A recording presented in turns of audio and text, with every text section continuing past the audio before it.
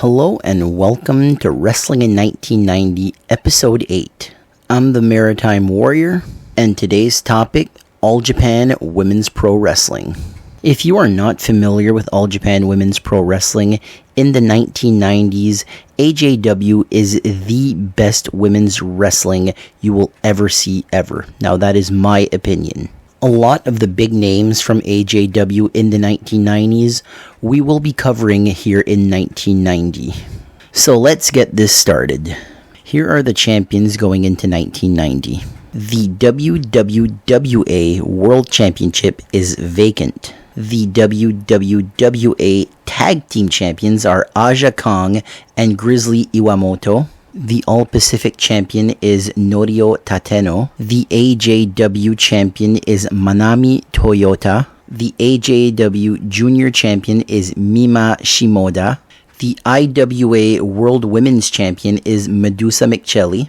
And the Japanese Tag Team Champions are Etsuko Mita and Toshio Yamada. The first big match in 1990 would be for the vacant WWWA World Championship. The title was vacated on July 19, 1989, when Linus Asuka vacated the belt. On January 4th, 1990, Bull Nakano would beat Mitsuko Nishiwaki to start what would be the longest reigning WWWA World title reign ever. Unfortunately, Bull Nakano would not have her first title defense until July of 1990. On February 7th, Aja Kong and Grizzly Iwamoto would lose the WWWA Tag Team titles to Akira Hokuto and Suzuka Minami. Hokuto and Minami would hold the WWWA Tag Team titles for the majority of 1990. On March 18th, Hokuto and Minami would successfully defend their tag team titles versus the team of Etsuko Mita and Manami Toyota in a best 2 out of 3 falls match. On April 30th, the All-Pacific title was on the line when Aja Kong would beat Norio Tateno to win the championship belt. Not even 2 months later, Aja Kong would lose the All-Pacific title to Suzuka Minami, but the title would be vacated immediately after the match. On March 15th, Etsuko Mita and Toshio Yamada would vacate the Japanese tag team titles. In July, Manami Toyota would be the first challenger to Bull Nakano's WWWA World Championship. It was unsuccessful for Manami Toyota. This was just the first of many successful title defenses for Bull Nakano. On June 1st, Kaoru Maeda and Mika Takahashi would win the vacant Japanese tag team titles. On September 1st, 1990, Manami Toyota would successfully defend the AJW Championship versus Kyoko Inoue, but after the match, the belt would be vacated. The following month, on October 7th, Manami Toyota would win the vacant All-Pacific title, beating Bison Kimura. If you are not familiar with Manami Toyota, she is considered by many to be the greatest female wrestler to have ever lived. She would hold multiple titles in All Japan Women's Pro Wrestling in the 1990s, even winning the WWWA World Championship on multiple occasions. You can see her growth here in 1990. She was the AJW champion, she vacated that belt, and now she's going after the second biggest title and winning it, the All-Pacific title. On October the 2nd, Kyoko Inoue would win the AJW title. This is another future superstar in AJW, another future WWWA World Champion, would win the tag title several times. She would even compete in FMW, teaming up with Kodo Fuyuki, winning the WEW Tag Team titles. On November 14th, the biggest show of the year would happen. The first match on this card would see the Japanese tag team titles change hands as Atsuko Mita and Mima Shimoda would defeat Kaoru Maeda and Mika Takahashi. Also on this card, a special tag team match as Bison Kimura and Medusa would defeat Mariko Yoshida and Yumiko Hota. A rare men's match would happen on this card. possibly for the UWA World Trios title. I did watch this show and there was no mention of these titles, but Los Brazos, Brazo de Oro, Brazo de Plata, and El Brazo would defeat the team of Gran Hamada, Kendo, and Yoshihiro Asahi. Yoshihiro Asahi would later on be known as Ultimo Dragon, and he would compete for the SWS promotion, War, New Japan Pro Wrestling, WCW, and even WWE in the early 2000s. The co-main event on this card would see Akira Hokuto and Suzuka Minami successfully defend the WWWA Tag Team titles versus the AJW champion Kyoko Inoue and the All-Pacific champion Manami Toyota. In the main event, Bull Nakano would defeat Aja Kong in a steel cage match. Now, every website that I look at says that this match was for the WWWA World Championship, but in watching the match, Nakano does not come out with the belt. It is not advertised as a championship match, so I am not sure if this was for the WWWA World Championship. I don't know why it wouldn't be, being the big show of the year, a big steel cage match with two big stars, but it's uncertain if it was for the title. This steel cage match would see outside interference from Medusa and would see Bull Nakano deliver a leg drop off the top of the steel cage and then escape the steel cage by climbing it to victory.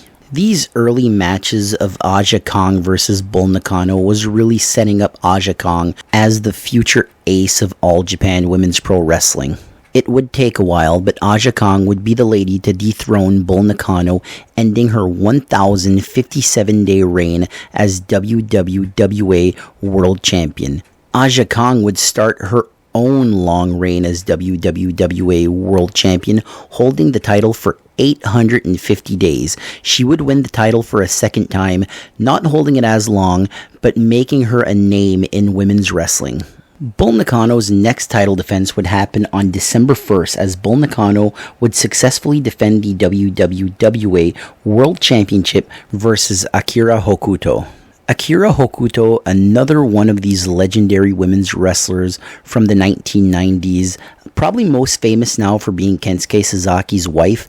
Kensuke Suzuki, former IWGP heavyweight champion, but she was a lot more than just somebody's wife. She was one of the greatest wrestlers in the 1990s and one of the wrestlers that never had the chance to be WWWA World Champion, which is a travesty. On December 9th, there were two big title matches. The first title match saw the WWWA Tag Team titles change hands as the tag team of Jungle Jack, Aja Kong, and Bison Kimura defeated Akira Hokuto and Suzuka Minami. This ended Hokuto and Minami's reign at 305 days.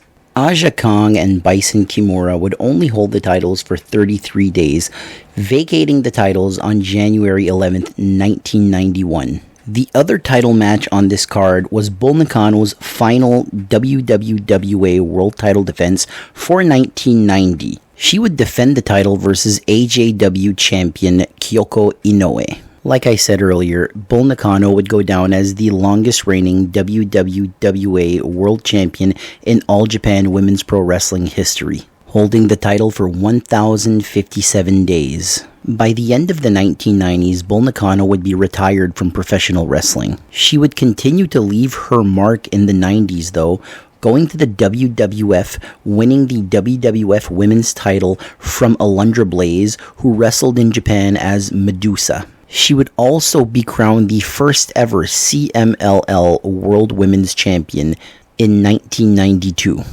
In 1998, after Bull Nakano left professional wrestling, she began a new career as a professional golfer. And in 2024, she would be inducted into the WWE Hall of Fame, one of the most deserving female wrestlers ever to be inducted into the WWE Hall of Fame. You look at the future stars holding the championship belts at the end of 1990, and it is a who is who of 1990s All Japan Women's Pro Wrestling. The tag team champions are Aja Kong and Bison Kimura. The All-Pacific champion is Manami Toyota. The AJW champion is Kyoko Inoue. The AJW Juniors champion is Mima Shimoda. And the Japanese tag team champions would be Etsuko Mita and Mima Shimoda. They would not all be WWWA World Champion, but they would all leave their mark in one way or another. Throughout the 1990s, All Japan Women's Pro Wrestling would continue to have big show after big show. Probably none bigger than their Big Egg Wrestling Universe from 1994. This saw All Japan Women's Pro Wrestling team up with Gaia, JWP, LLPW, FMW, Michinoku Pro Wrestling, and even the WWF. This is the show where Bull Nakano defeated Alundra Blaze to become the WWF Women's Champion. By the early 2000s, AJW was still very popular, but not as popular as it was in the 1990s. There had been a huge boom period for them, and it clearly ended in the early 2000s. In 2002, AJW would lose their TV deal, which for a promotion in the early 2000s, that's a big deal. How are people going to see your product? AJW would soldier on until they would close their doors in April of 2005. AJW had started in 1968, making this company 37 years old. At the time, this was the longest running promotion in Japanese wrestling history. New Japan and All Japan have both hit 50 years since then. The final WWWA World Champion was Nanae Takahashi. I can't tell you how big this loss was for Japanese women's wrestling, but Japanese women's wrestling continued to thrive, and today it is alive and well with companies like Stardom, Marigold, Ice Ribbon, and Tokyo Joshi Pro. We even have an IWGP Women's Champion, a New Japan Strong Women's Champion. In Pro Wrestling Noah, they started featuring women. Japanese women's wrestling is evolving, and it's evolving for the better. If it wasn't for 90s and even the 80s All Japan Women's Pro Wrestling scene, a lot of the women's wrestling we see in North America, it wouldn't be what it's like right now. Because in North America, especially the WWE, we had some dark times when we really didn't have women's wrestling. But if you are interested in seeing anything from All Japan Women's Pro Wrestling, a lot of stuff is on YouTube. I would suggest anything by Manami Toyota. She's probably the best women's wrestler ever. Anything by Bull Nakano, Akira Hokuto, Aja Kong, Kyoko Inoue, you can't go wrong. This era of Japanese women's wrestling is by far the best in women's wrestling history. And with that, that'll be the end of this episode. I hope you enjoyed it. Thank you very much for joining me. Episode number 9. We're going to look at the first deathmatch wrestling promotion. That's right, we're going to look at Atsushi Onita and Frontier Martial Arts Wrestling, FMW. Thank you for watching, and have a great day.